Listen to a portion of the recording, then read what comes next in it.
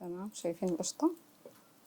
أطيب قشطة وأنجح وصفة ممكن تجربوها لرمضان، قشطة العربية لكافة أنواع الحلويات الرمضانية. خليكم معي، تابعوا الفيديو للآخر وإن شاء الله الوصفة راح تنال إعجابكم. بيسعدني وبيشرفني أعرف المتابعين من وين عم يتابعوني. بدنا نحضر القشطة.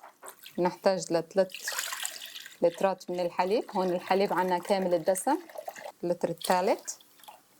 طبعا نحن ممكن نعمل نص الكمية، بس أنا هون محتاجة لكمية كبيرة. وراح نحطه على النار ونستنى عليه. قبل ما يغلي بدنا نحط له خل الأبيض، وهلا قبل ما يغلي راح نحط له 3 كوب من الخل. هون في عندي خل أبيض استخدمته. راح نقلب ونستنى عليه لحتى يفرط. حاطة 3 لترات من الحليب، شايفين بلش يفرط. وخلص هيك فرط الحليب راح نصفيه. كافي تقريبا، ما ضل شي. راح أسكر النار ونصفيه. راح ناخد هاي الطبقة، طبقة القريشة، ونصفيها بالكامل.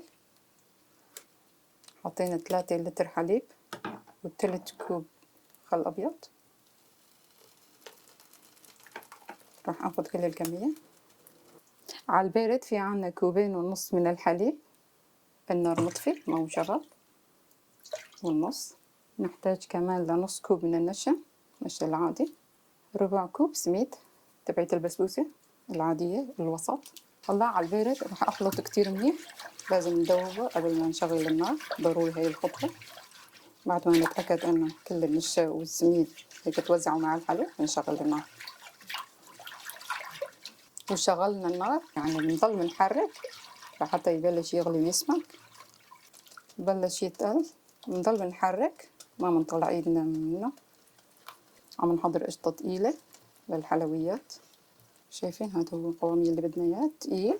راح احط له القشطة اللي فرطنا الحليب. وبنحتاج كمان لملعقة كبيرة مليانة زبدة. الزبدة عندي حيوانية.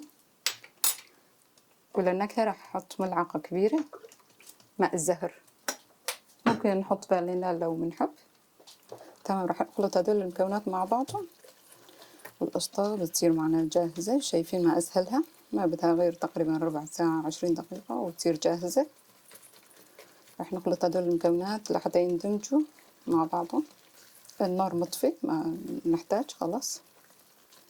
هيك مجرد دمج للمكونات. قشطة تقيلة ممتازة كتير للقطايف، لأي حلو بدنا اياه.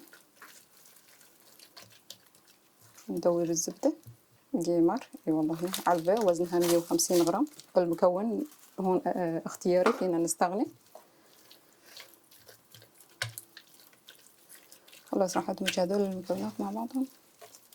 شايفين وهو سخن يعني متماسك ما شاء الله. راح نستنى عليه لبين ما يبرد ويصير بحرارة الغرفة راح نستخدمه. ودمجنا كل المكونات مثل ما انكم شايفين. القشطة متماسكة من هلا وهي متماسكة. شايفين شكله من هلا ما أحلى.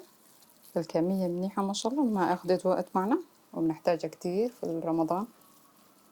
تمام. شايفين القشطة متماسكة والطعمة بتجنن. بتمنى تجربوا هاي الوصفة في البيت وتنال إعجابكم يا رب. إذا حبيتوا تجربوا الوصفة راح تلاقوا كل المكونات تحت الفيديو بصندوق الوصف. وبهذا الشكل خلصت وصفتنا. بتمنى نالت إعجابكم وانتظروني بوصفة جديدة. مع السلامة، في أمان الله. أنجح وصفة قشطة متماسكة بطعم مميز. جربوها لرمضان ولكافة حلوياتكم.